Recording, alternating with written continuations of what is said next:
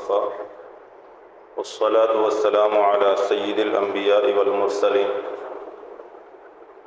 أما بعد فأعوذ بالله من الشيطان الرجيم بسم الله الرحمن الرحيم قال الله سبحانه وتعالى في القرآن المجيد والفرقان الحميد إن في خلق السماوات والأرض واختلاف الليل والنهار لآيات لأولي الألباب الذين يذكرون الله قياما وقعودا وعلى جنوبهم ويتفكرون في خلق السماوات والأرض ربنا ما خلقت هذا باطلا سبحانك فقنا عذاب النار صدق الله العظيم اللهم صل على محمد وعلى آل محمد كما صليت على إبراهيم وعلى آل إبراهيم إنك حميد مجيد اللهم بارك على محمد وعلى آل محمد كما باركت على إبراهيم وعلى آل إبراهيم إنك حميد مجيد رب اشرح لي صدري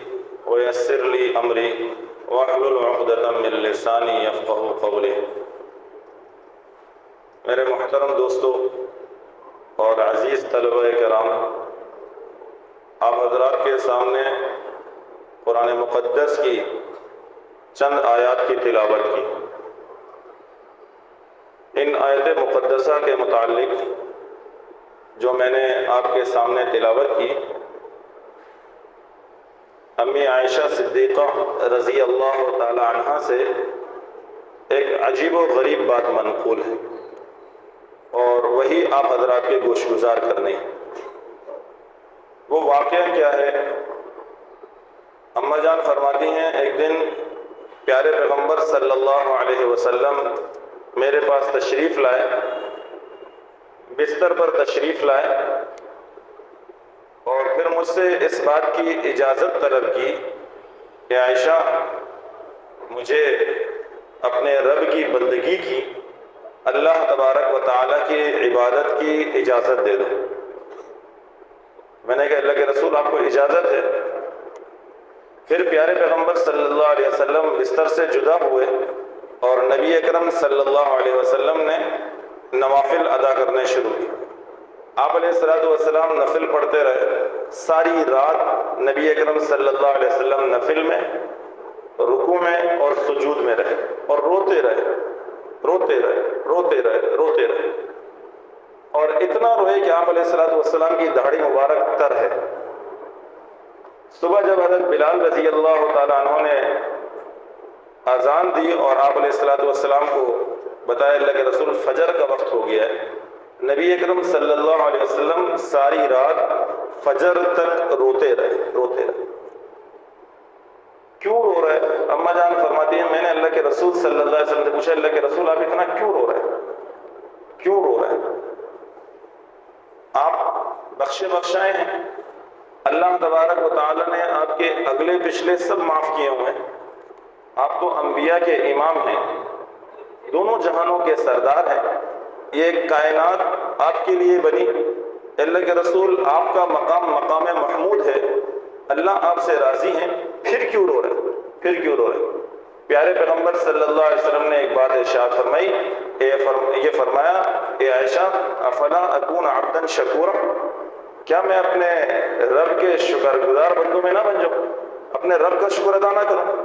یعنی یہ اللہ کے رسول صلی اللہ علیہ وسلم کا اس قدر عبادت کرنا، ایسے عبادت کرنا، یہ کس وجہ سے؟ کہ اللہ تبارک و تعالیٰ کی نعمتوں کی شکر گزاری ہو۔ اللہ نے جو اتنی نعمتیں دی ہیں، اتنا بڑا مقام اور مرتبہ دیا ہے، تو شکر گزاری بھی اسی حساب سے ہونی چاہیے، اس قدر بڑی ہونی چاہیے۔ اور کتنا لمبا قیام کیا کرتے تھے۔ اماں جان فرماتی ہیں پیارے پیغمبر صلی اللہ علیہ وسلم کا قیام اس قدر لمبا ہوتا تھا، اتنا لمبا ہوتا تھا کہ نبی اکرم صلی اللہ علیہ وسلم کے قدمین مبارک پر ورم پڑ جاتا تھا، سوج جاتے تھے، ایسا لمبا قیام ہوتا تھا۔ میرے دوستو اتنا لمبا قیام، اور آج ہم اپنی نمازوں کی بھی نوعیت کو سامنے رکھیں، یہ انفرادی عبادت ہے، انفرادی عبادت۔ آپ علیہ السلام تہجد کا اہتمام فرماتے تھے، صحابہ فرماتے ہیں نبی اکرم صلی اللہ علیہ وسلم تہجد کا اہتمام فرما رہے، دیواریں چھوٹی تھیں، نظر آتے تھے کبھی کبھی قیام میں، تو ہم بھی جا کے پیچھے نیت کر لیا کرتے تھے۔ ایک دن ایسا ہوا، دوسرے دن ہوا، تیسرے دن ہوا، نبی اکرم صلی اللہ علیہ وسلم نے اگلے دن تہجد کا اہتمام نہیں کیا۔ صحابہ نے پوچھا اللہ کے رسول آج آپ نہیں اٹھے؟ ارشاد فرمایا نہیں، مجھے ڈر تھا کہ کہیں تہجد کی نماز فرض نہ ہو جائے، اللہ کو اتنی پسند ہے۔ کیسی نماز پڑھتے تھے تہجد میں، نبی اکرم صلی اللہ علیہ وسلم کی عبادت کیسی تھی، اس میں ہم سب کے لیے سبق ہے، سبق۔ حضرت طلحہ رضی اللہ تعالیٰ عنہ فرماتے ہیں میں نے نبی اکرم صلی اللہ علیہ وسلم کے پیچھے تہجد کی نیت کر لی۔ آپ علیہ الصلوۃ والسلام نے سورہ بقرہ کی تلاوت شروع کی اور میرے ذہن میں یہ بات تھی کہ اللہ کے رسول صلی اللہ علیہ وسلم 100 آیتیں تلاوت کر کے رکوع فرما لیں گے۔ جب 100 آیتیں پوری ہوئیں، آپ علیہ الصلوۃ والسلام نے تلاوت جاری رکھی تو کہا میں یہ سمجھا کہ نبی اکرم صلی اللہ علیہ وسلم سورہ بقرہ کو 2 رکعتوں میں مکمل کریں گے، لیکن ابھی پہلی ہی رکعت چل رہی تھی، اللہ کے رسول صلی اللہ علیہ وسلم نے سورہ بقرہ پوری کر دی ایک رکعت کے اندر، اور آپ علیہ الصلوۃ والسلام نے آل عمران شروع کی، آل عمران مکمل کی۔ نبی اکرم صلی اللہ علیہ وسلم نے سورۃ النساء شروع کی، سورۃ النساء پوری ہو گئی، مائدہ تک آپ علیہ السلام نے 5.25 پاروں کی تلاوت کی ایک رکعت کے اندر، ایک رکعت کے اندر۔ یہ اللہ کے نبی صلی اللہ علیہ وسلم کی عبادت میرے دوستوں اس قدر، اور یہ صرف قیام نہیں تھا۔ حضرت طلحہ رضی اللہ تعالیٰ عنہ فرماتے ہیں پھر نبی اکرم صلی اللہ علیہ وسلم نے رکوع فرمایا، اور رکوع میں بھی اللہ کے نبی صلی اللہ علیہ وسلم نے اتنا لمبا رکوع کیا جتنا لمبا قیام تھا، اور پھر پیارے پیغمبر صلی اللہ علیہ وسلم نے سجدہ فرمایا، اور سجدہ بھی اللہ کے نبی صلی اللہ علیہ وسلم نے اتنا لمبا کیا جتنا لمبا رکوع تھا۔ یعنی ہر ایک چیز کی بھرپور ادائیگی تھی، بھرپور ادائیگی۔ اماں جان فرماتی ہیں نبی اکرم صلی اللہ علیہ وسلم کی قیام کا، پیارے پیغمبر صلی اللہ علیہ وسلم میں رکوع اور سجود کے حسن کا کیا کہنا ہے، کس قدر لمبا اور کتنا طویل ہوتا تھا، کتنا طویل ہوتا تھا۔ یہ کس وجہ سے ہے کہ میں اللہ کا شکر گزار بندہ نہ بن جاؤں۔ اللہ نے کتنی نعمتیں دی ہیں، کتنی نعمتیں دی ہیں، ان نعمتوں کی شکر گزاری کیسے، کتنی لمبی لمبی نمازیں ہیں میرے دوستوں۔ ہم آج تھوڑا سا اپنے اوپر غور کریں، اپنا جائزہ لے لیں، اللہ تبارک و تعالیٰ نے کتنی نعمتیں کی۔ اللہ پاک نے قرآن مقدس میں ارشاد فرمایا وَإِن تَعُدُّوا نِعْمَةَ اللَّهِ لَا تُحْصُوهَا، تم اللہ تبارک و تعالیٰ کی نعمتوں کو اگر شمار کرو گے نہیں شمار کر پاؤ گے۔ اتنی نعمتیں اللہ نے کی، اتنی نعمتیں کی، ان نعمتوں کے اوپر ہم کیا شکر گزاری کر رہے ہیں، کیا شکر گزاری۔ اور صرف عبادت مقصود نہیں ہے، اس مسئلے کو بھی سمجھیے گا۔ صرف ایسا نہیں ہے کہ کوئی شخص رہبانیت کو اختیار کر لے، جنگلوں میں چلا جائے، غاروں میں اپنے آپ کو چھپا لے، اور صبح و شام وہ نمازوں میں لگا ہوا ہے، نوافل میں لگا ہوا ہے، تلاوت میں لگا ہوا ہے، ہر نیک کام میں لگا ہوا ہے، اس نے اپنے آپ کو مخلوق سے کاٹ لیا ہے۔ اسلام کے اندر رہبانیت نہیں ہے۔ نبی اکرم صلی اللہ علیہ وسلم کی تعلیم کیا ہے اسے سمجھیے گا۔ یہاں عبادت اس قدر ہے، اور وہاں اماں جان سے اجازت لے رہے ہیں کہ عائشہ تمہاری باری ہے، اجازت دیتی ہو تو میں عبادت کر لوں۔ ہر ایک کا اپنی جگہ پر حق ہے، ہر ایک کا اپنی جگہ پر حق ہے۔ ایک روایت میں پیارے پیغمبر صلی اللہ علیہ وسلم نے ارشاد فرمایا کہ تمہارے رب کا تم پر حق ہے، اور تمہارے نفس کا تم پر حق ہے، تمہاری بیوی کا تم پر حق ہے، اور ہر حق والے کا تم پر حق ہے۔ ہر رشتہ دار کا، والدین کا، اولاد کا، بھائی بہنوں کا، ہر ایک کا حق تمہاری طرف متوجہ ہے۔ اللہ صرف عبادت سے راضی نہیں ہوں گے، اللہ عبادت سے تب راضی ہوں گے جب ہر حق والے کا حق ادا کر دو گے۔ اور یہاں اللہ کے نبی صلی اللہ علیہ وسلم نے یہی کیا، اماں جان سے اجازت لی کیونکہ ان کی باری تھی، پھر جا کر عبادت میں اپنے آپ کو مشغول کر لیا۔ اور ارشاد فرمایا نبی اکرم صلی اللہ علیہ وسلم نے انہی آیت مقدسہ کے متعلق، ان میں اللہ پاک نے ارشاد فرمایا نا ان فی خلق السماوات والارض واختلاف اللیل والنہار لآیات لأولی الالباب، آسمان اور زمین کے پیدا کرنے کے اندر اللہ نے جو آسمان کو پیدا کیا ہے، زمین کو پیدا کیا ہے، دن اور رات کو اللہ نے بنایا ہے، اس کے اندر عقل مندوں کے لیے اس میں نشانیاں موجود ہیں۔ جب وہ آسمان اور زمین پر غور کریں گے، دن اور رات کو دیکھیں گے، انہیں اللہ تبارک و تعالی سمجھ میں آ جائیں گے، سمجھ میں آ جائیں گے۔ نبی اکرم صلی اللہ علیہ وسلم نے انہی آیت مقدسہ کے متعلق یہ بات ارشاد فرمائی، جس نے اس آیت کو پڑھا اور پھر اس میں غور و فکر نہیں کیا، آپ علیہ السلام نے ارشاد فرمایا تباہ و برباد ہو جائے۔ اللہ کا قرآن میرے دوستوں پڑھنے کے لیے بھی ہے، اور جہاں قرآن نے غور و فکر کا کہا وہاں غور و فکر کرنے کی بھی ضرورت ہے۔ اللہ نے یہ ساری کائنات بنائی، یہ آسمان اور زمین، اور پھر آسمانوں کے اوپر، زمین کے نیچے، آسمان اور زمین کے درمیان میں خلا کے اندر اللہ تبارک و تعالیٰ نے کتنی مخلوقات پیدا کی، اللہ تبارک و تعالیٰ نے کتنی نعمتیں انسان کے لیے پیدا کی۔ جب انسان ان چیزوں کو سوچے گا اللہ تبارک و تعالیٰ خود سمجھ میں آ جائیں گے، اللہ خود سمجھ میں آ جائیں گے۔ یہی وجہ ہے، اس مسئلے کو ذہن نشین فرمائیے۔ امام ابو حنیفہ رحمۃ اللہ علیہ کے نزدیک ایسا شخص جو جنگل میں بچپن وہیں گزار دیا، غاروں میں اس نے زندگی گزاری، اس کے پاس کوئی شرعی احکام پہنچانے والا نہیں تھا، اس تک شریعت کا کوئی حکم نہیں پہنچا، اسے نہیں پتا نماز، روزہ، حج، زکوٰۃ کیا چیز ہے، ایسا شخص مسلمان ہے کافر ہے؟ آپ اچھی طرح سے سمجھ لیجئے، اس شخص سے بھی آخرت میں توحید کے متعلق سوال ہوگا، توحید کے کوئی بھی نہ پہنچا ہو، لیکن یہ آسمان اور زمین، یہ اس کے کائنات کے اندر جتنی چیزوں کا پیدا کیا اللہ تبارک و تعالیٰ نے، ان تمام چیزوں کا پیدا کرنا یہ خود کسی خالق کے اوپر دلیل ہے۔ اسے چاہیے کہ اس کے اوپر غور کرے۔ اگر اس کی توحید باقی رہی، آخرت میں وہ اس کا ایمان مکمل رہا، کوئی نہیں پہنچا تو جنت میں جائے گا، اور اگر ایسا نہیں ہے، اس پر غور و فکر نہیں کیا اور اس نے توحید کے اوپر اس سے استدلالات نہیں لیے، تو میرے دوستو جہنم میں جائے گا۔ امام صاحب کہتے ہیں اس سے بھی پوچھا جائے گا، کوئی نہیں پہنچا اس کے پاس، کوئی نہیں پہنچا، لیکن اللہ کو سمجھنے کے لیے، اللہ تبارک و تعالیٰ کی معرفت کو پانے کے لیے، کیا یہ کائنات چھوٹی ہے؟ اللہ نے کتنی نعمتیں کی ہیں، کتنی نعمتیں کی ہیں، انسان کو چاہیے کہ غور و فکر کرے، اللہ تبارک و تعالیٰ کی ایک ایک نعمت کو سوچے۔ اللہ نے آسمان بنایا، اس آسمانوں کے اوپر آسمان ہے، پھر اس پر اللہ کا عرش ہے، زمین ہے، زمین کے نیچے زمین ہے، اندر کا ایک نظام ہے، آسمان کے اوپر کا نظام ہے۔ اللہ تبارک و تعالیٰ نے کتنی مخلوقات پیدا کی، ہر ایک دوسرے سے جدا ہے۔ اللہ نے انسان دنیا میں پیدا کیے، ہر انسان کی شکل دوسرے انسان سے جدا ہے۔ غور تو کرے کہ یہ بنانے والا کوئی تو ہے۔ یہ آیت مقدسہ یہی بتا رہی، ان فی خلق السماوات والارض واختلاف اللیل والنہار لآیات لأولی الالباب۔ عقل مندوں کے لیے اس کے اندر نشانیاں ہیں، وہ عقل مند غور کرتے ہیں کہ آسمان کو بغیر ستون کے کس نے کھڑا کیا۔ آج ہمیں ایک چھوٹی سی چھت لگانی پڑتی ہے تو اس کے لیے ہم کتنے ستون لگاتے ہیں، کتنے پلر لگاتے ہیں۔ یہ آسمان کو بغیر پلروں کے کس نے بنا دیا؟ یہ زمین کو بچھونا کس نے بنایا ہے؟ کس نے بنایا؟ جب غور و فکر کریں گے، غور و فکر کریں گے، غور و فکر کریں گے، اس کا فائدہ کیا حاصل ہوگا؟ انسان کے اندر شکر گزاری پیدا ہوگی۔ اب وہ اللہ تبارک و تعالیٰ کا شکر کرے گا، سر کے بال سے لے کے پاؤں کے ناخن تک نعمتوں پر غور کرے۔ اس کائنات کے اندر اللہ تبارک و تعالیٰ نے اس پر کتنی نعمتیں کی ہیں، ان نعمتوں کے اندر غور کرے، اللہ نے کیا کیا نعمتیں اس کو دی، کیا کیا نعمتیں دی۔ جب ان تمام نعمتوں کو سوچے گا میرے دوستو، سوچنے کا نتیجہ کیا نکلے گا؟ وہ اللہ کا شکر گزار بندہ بنے گا۔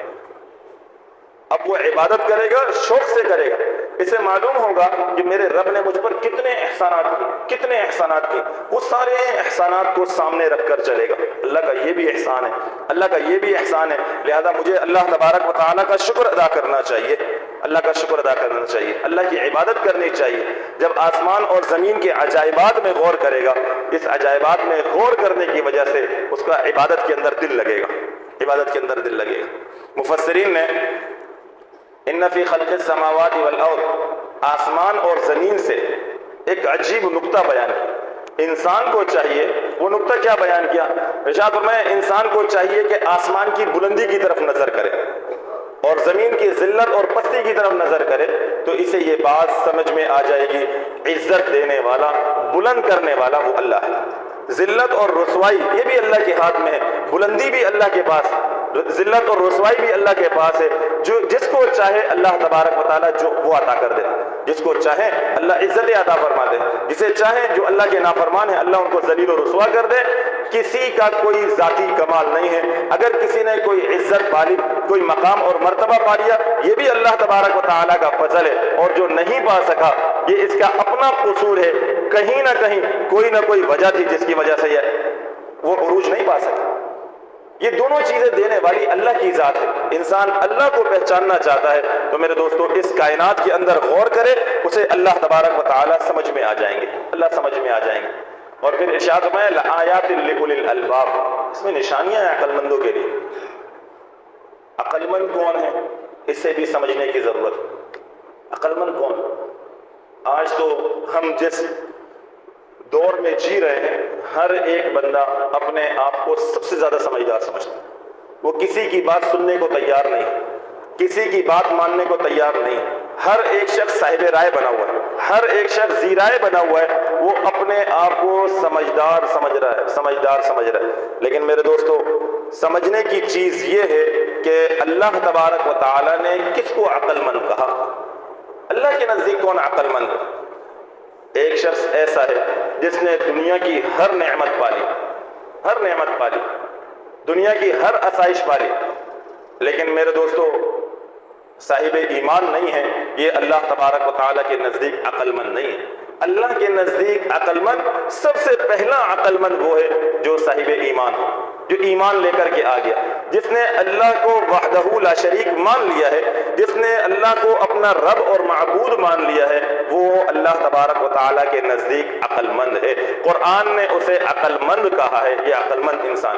دنیا کی کوئی نعمتیں اسے نہیں ملی، دنیا کے اندر تنگی میں وقت گزارا ہے، دنیا کے اندر فقر و فاقہ کے اندر اس نے زندگی گزار دی، دنیا اس پر تنگ تھی، دنیا کی تمام چیزیں اس پر تنگ تھی، دنیا کی کسی نعمت سے یہ فائدہ نہیں لے سکا۔ میرے دوستو پریشانی میں، مصیبت میں، تکلیف میں، بیماریوں میں اس نے وقت گزارا ہے، لیکن تھا صاحب ایمان، اللہ کے نزدیک یہ عقل مند انسان ہے۔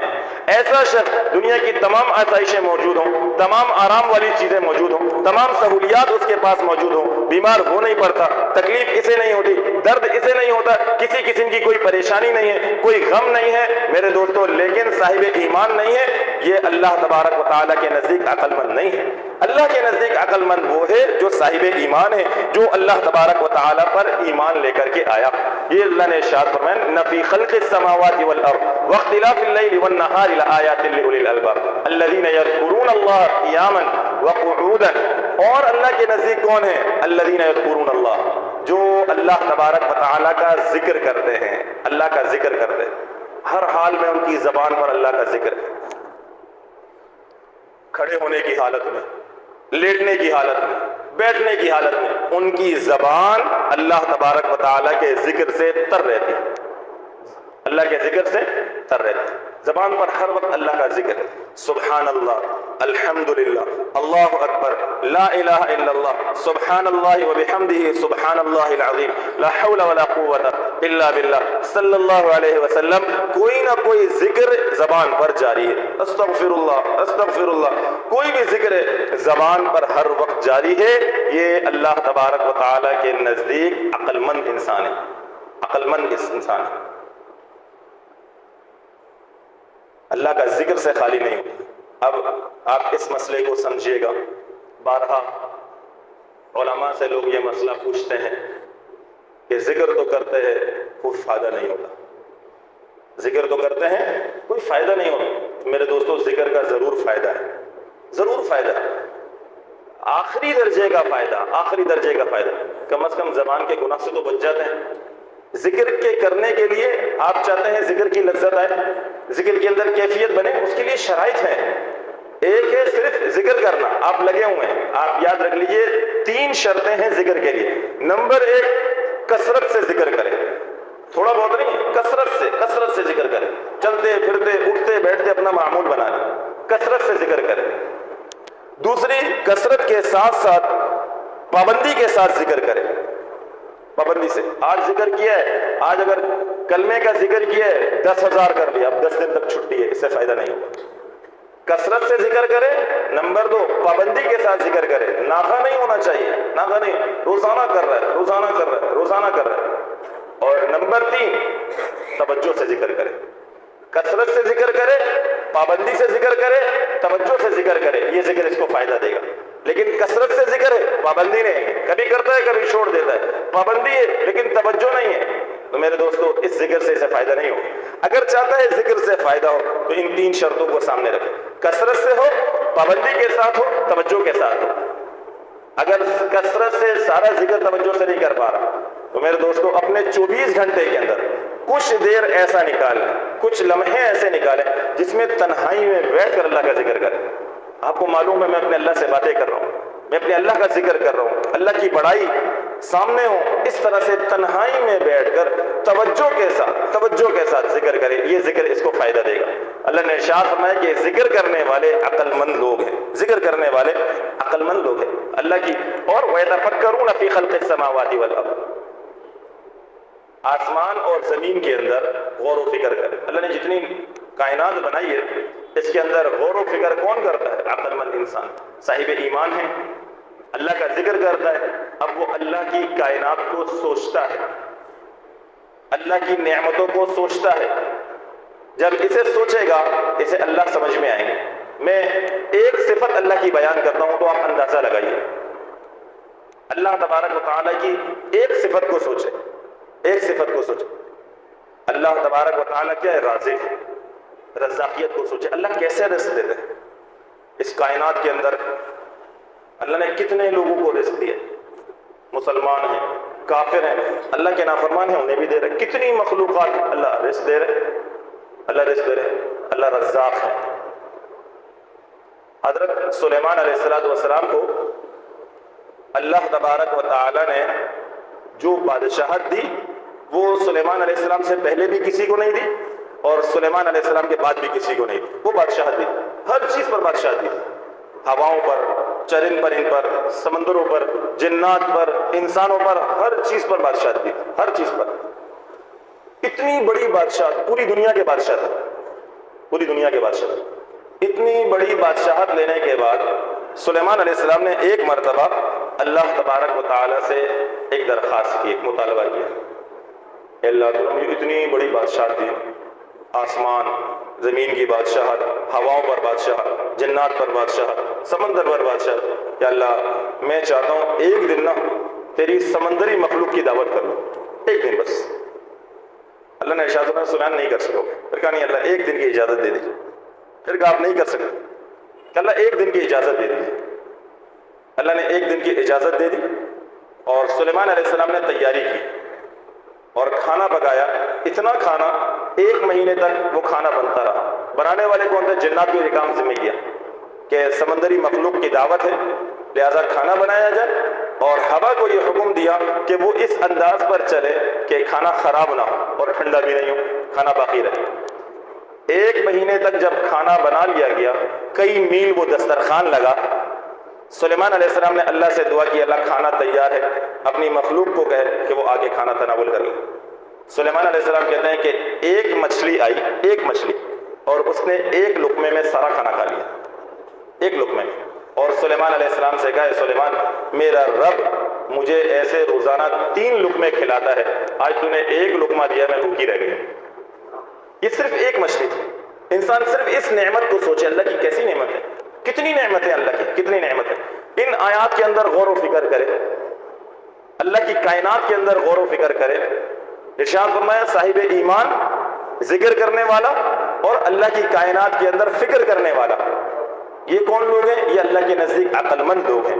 پھر انہی آیت مقدسہ کے نیچے آ کر یہی آیت میں نے کچھ حصہ اس کا پڑھا، ان فی خلق السماوات سبحانک فقنا عذاب النار ربنا انک من تدخل النار فقد اخزیتہ وما للظالمین من انصار۔ پھر یہاں پر ایک انسان کیا کر رہا ہے؟ وہ اللہ پر ایمان بھی لے آیا، اللہ کا ذکر بھی کر رہا ہے، اللہ کی کائنات کے اندر غور و فکر کر کے اللہ کا شکر بھی ادا کر رہا ہے۔ اب اللہ سے 4 درخواستیں یہاں پر کر رہا ہے۔ وہ درخواست کیا کرتا ہے؟ پہلی درخواست اللہ سے فقنا عذاب النار، اللہ ہے تو ہی ربنا، مانا ہے ایمان لے آیا تجھ پر، مجھے جہنم کے عذاب سے بچا لے۔ اللہ تیرے سوا کوئی نہیں بچا سکتا، اللہ تیرے سوا کوئی نہیں بچا سکتا، میں تیرا ذکر کرنے والا بندہ ہوں، اللہ تیری کائنات کے اندر غور کرنے والا بندہ ہوں۔ تیرے نبی صلی اللہ علیہ وسلم جب دعوت لے کر کے ہے، واسطے سے بغیر واسطے کے ہم تک پہنچ گئے، کچھ نبی اکرم صلی اللہ علیہ وسلم کو اسی وقت دیکھ کر بغیر واسطے کے ایمان لے، یہ لوگ واسطے چلتے چلتے آج ہم تک آ گئے، قیامت تک جائیں گے۔ اللہ میں ایمان لے آیا، فقنا عذاب النار، اللہ جہنم سے بچا لیجیے، اللہ جہنم۔ پہلی درخواست۔ دوسری درخواست ربنا انک من تدخل النار فقد اخزیتہ، اللہ دنیا اور آخرت کی ذلت و رسوائی سے میری حفاظت فرما، دنیا میں بھی رسوا نہ فرما، آخرت میں بھی رسوا نہ فرما، اللہ دنیا میں بھی ذلیل نہ فرما، اللہ آخرت میں بھی ذلیل نہ فرما۔ سب کچھ تو تیری قبضے قدرت میں ہے، تیرے قبضے قدرت سے کچھ بھی باہر نہیں ہے، اللہ ہم تو تیرے محتاج ہیں، اس ذلت و رسوائی سے ہمیں نکال لے، دنیا کی بھی ذلت سے، آخرت کی بھی ذلت سے، دنیا کی بھی برائی سے اور آخرت کی بھی برائی سے ذلت و رسوائی ہمارے مقدر میں نہ لے۔ تیسری درخواست بندہ اللہ سے کیا کرتا ہے؟ تیسری درخواست یہ کرتا ہے، اے اللہ مجھے نیک صالح بنا دیجیے، اللہ مجھے نیک صالح بنا دیجیے۔ اور چوتھی درخواست بندہ اللہ سے اس کے اندر یہ کرتا ہے، اے اللہ مجھے آخرت کی تمام نعمتیں عطا فرما، تمام نعمت، اللہ جتنی نعمت ہے جہنم سے بچا لے، اے اللہ نیک صالح بنا دے، دنیا اور آخرت کی ذلت و رسوائی سے بچا لے، اور اللہ آخرت کی تمام نعمتیں مجھے عطا فرما دے۔ جنت کے اندر تو نے جو نعمتیں رکھی ہیں اللہ آخرت کی نعمتوں میں سے ایک نعمت تیری رضا ہے، تیرا دیدار ہے، اللہ یہ نعمت بھی دے دے۔ جنت کے اندر جو تو نے نعمتیں رکھی ہیں اللہ وہ ساری نعمتیں مجھے عطا کر دے۔ انسان یہ 4 درخواستیں اللہ تبارک و تعالیٰ سے آخر میں کرتا ہے۔ میرے دوستو اب ہم اپنی فکر کریں، ہم سوچیں کیا یہ چیزیں ہمارے معمول میں ہیں؟ کیا ہم اپنے رب کا شکر ادا کرتے ہیں؟ کیا کبھی ہم نے غور و فکر کیا ہے؟ کیا کبھی کائنات کے اندر ہم نے سوچا ہے؟